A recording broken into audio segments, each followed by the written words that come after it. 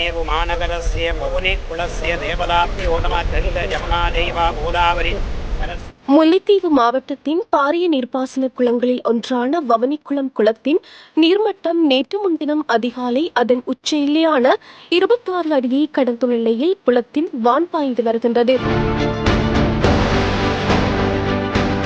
இந்த நிலையில் கடந்த 2 வருடங்களாக குளம் நிறைந்து வான்பாயாமல் நீர்மட்டம் குறைவான நிலையில் காணப்பட்டதால் விவசாய செய்கையில் விவசாயிகள் கடுமையாக பாதிக்கப்பட்டிருந்தனர்.